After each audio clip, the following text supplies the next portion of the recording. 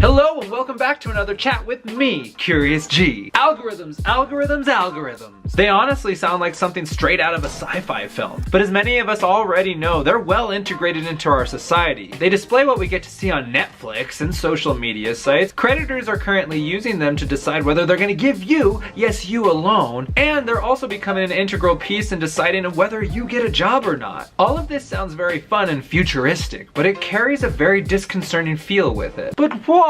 Well, when we really take a closer look at it, what we're dealing with is machines making decisions for humans. And whenever that happens, that raises the inevitable question, what are the consequences of this? But before we get sucked into a pit of terror and sci-fi horror scenarios, let's get logical and look at what an algorithm actually is. So let's be as straightforward and simple as possible. An algorithm is a set of guidelines that describe how to perform a task. More simply put, it defines what we're telling a computer to do or not to do. Kinda sounds like it's simple coding, right? Well, in some ways, yes it is. But we get closer to the creepy, futuristic, machine taking over the world type scenarios when we introduce the term machine learning. What's that, you ask? Machine learning describes a system that can modify itself autonomously so that it can better perform a task. This means that no human interaction is required after a system like this is put into motion. Dun dun dun! Now when people hear that a system can work and develop on its own, they inevitably begin to freak out a little bit and start imagining robots bursting in through their front door, grabbing them by the collar and dragging them out of their houses as they kick and scream begging for mercy. Scary thought indeed. But to be honest, this really isn't what we should be worrying about. Instead, we should be worrying about how algorithms are unethically harming our privacy. Now someone may say, hey, what does it matter? Our information has already been completely stolen.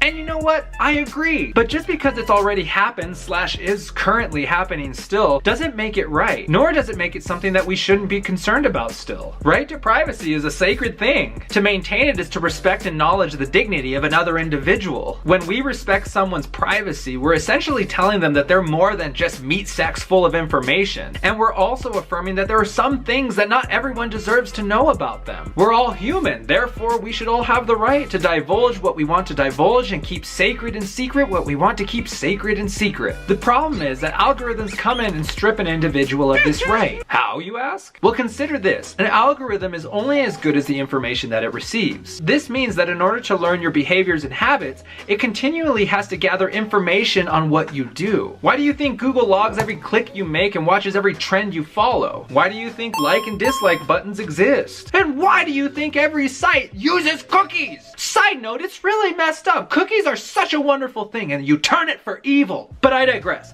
I understand that most of you probably already know this, but I just want you to take a second to reconsider it again. We are being harvested for information and then placed into these neat little categories. And we know they're looking for more than just, oh, this person likes cat videos, and oh, this person doesn't like cat videos. It's much more complex. Our race, religious affiliations, health records, and temperaments are being logged away only for them to be used against us at a later point in time. And there's a deep irony in this. There is such a strong movement that is fighting against profiling. Yet this is the very thing that algorithms are doing. They're taking our information and they're saying, well, this penguin's Antarctican, and we all know that Antarctic penguins are more likely to listen to rock music and like fish. And based on the types of things he's clicked on, he's probably prone to be overly passive in certain situations. In many ways, the activities of algorithms could be easily identified as racist by modern social standards. But why would algorithms do this? Because by profiling people, they're able to better predict an outcome. Algorithms are in some ways the crystal ball of our day, and I'm assuming they're a little bit more accurate as well. They help companies discover what the populations want so they can create it. They then figure out what gets your attention most and create advertisements so that they can more readily sell that product to you. By this point, we've been so manipulated by our own information that we're standing in line salivating, waiting for the next plastic product to come out for us to have. Using a person's personal information to manipulate them into buying something is one thing, but let's hit warp speed and make this thing really messy. What about an algorithm that predicts you'll have some sort of disease or deformity in the future? If it's being used by your insurance company, they could very well charge you more for your plan or even out outright deny you. Or let's say that you're pregnant and an algorithm that's being used says that you have about a 60% chance of having a baby with a severe disability. After receiving this information, the doctor comes in and asks, would you want to have an abortion? What do? This is the place where society and technology come to collision. One would hope that people would continue to use their own faculties in order to make these decisions,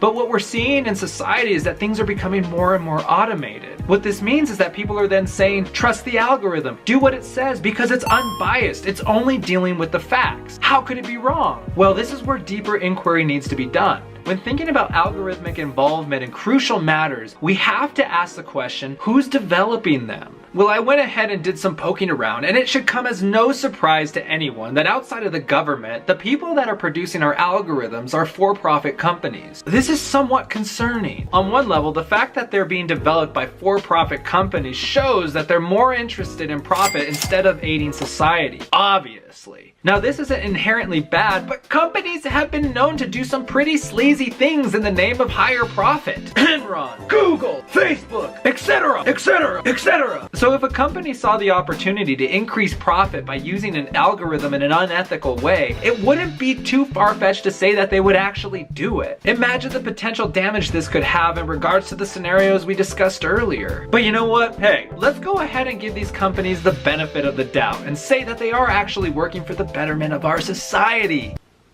We still have a very big problem on our hands, and that comes in the form of bias. Now this gets real because there's something that every single human on the face of this planet has to admit. To at least some extent, we are all biased. We all hold our own prejudices against other people, races, societies, anything you want to think about. They exist in us because we're human. And if you ever come across someone that says, I have absolutely no bias, slap them across the face and call them a liar. And if you do it, make sure to film it and upload it so I can watch it.